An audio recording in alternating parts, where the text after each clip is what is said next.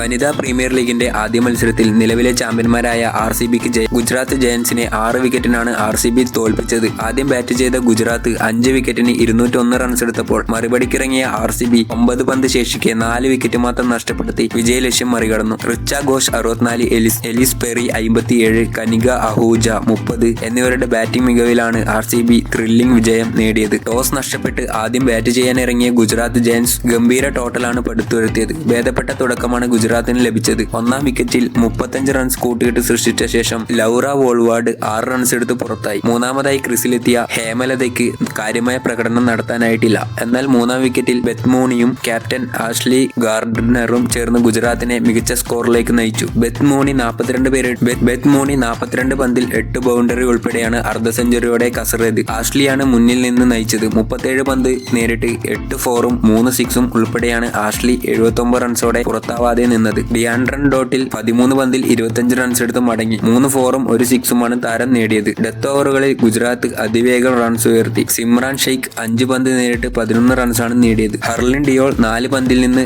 2 boundary ഉൾപ്പെടെ 9 റൺസോടെ പുറത്താവാതെ നിന്നു. 20 ഓവറിൽ 5 വിക്കറ്റിന് 201 എന്ന വമ്പൻ സ്കോറിലേക്കും ഗുജറാത്ത് എത്തി. RCBക്കായി രേണുക സിംഗ് 2 വിക്കറ്റ് നേടിയപ്പോൾ കനിക അഹൂജയും ജോർജിയ വരീഹമും പ്രേമ റാവത്തും ഓരോ വിക്കറ്റ് പങ്കിട്ടു. മറുപടിക്കിറങ്ങിയ RCB വെടിക്കെട്ടോടെയാണ് തുടങ്ങിയത്. എന്നാൽ 2ാം ഓവറിൽ 2 ഓപ്പണർമാരെയും RCBക്ക് നഷ്ടമായി. ക്യാപ്റ്റൻ സ്മൃതി മന്ദാന 9 റൺസ് എടുത്ത് മടങ്ങിയപ്പോൾ ഡാനി വ്യാട്ട് കോഡ്ജിന് 4 റൺസാണ് നേടാനായത്. ആഷ്ലി ഗാർഡനറാണ് 2ാം ഓവറിൽ 2 വിക്കറ്റും വീഴ്ത്തിയത്. 3ാം വിക്കറ്റിൽ എലിസ് പെറിയും രാഘവി ബിസ്റ്റും ചേർന്ന് 86 റൺസ് കൂട്ടുകെട്ട് സൃഷ്ടിച്ചു. 34 പന്തിൽ 6 4ഉം 2 6ഉം പറത്തി പെറി പുറത്തായപ്പോൾ 27 പന്തിൽ 3 ബൗണ്ടറിയാണ് ബിസ്റ്റ് നേടിയത്. റിച്ച ഘോഷ് വെടിക്കെട്ട് ബാറ്റിംഗ് പ്രകടനത്തോടെ കത്തിക്കയറി. 27 പന്തിൽ 7 4ഉം 4 6ഉം ഉൾപ്പെടെ 64 റൺസോടെ റിച്ച പുറത്താവാതെ നിന്നു. കനിക അഹൂജ 13 പന്തിൽ 4 ബൗണ്ടറി ഉൾപ്പെടെ 30 റൺസോടെ പുറത്താവാതെ റിച്ചയ്ക്ക് മികച്ച പിന്തുണ നൽകി. ഇതോടെ 9 പന്തും 6 വിക്കറ്റും ബാക്കി നിർത്തി RCB വിജയം നേടുകയായിരുന്നു.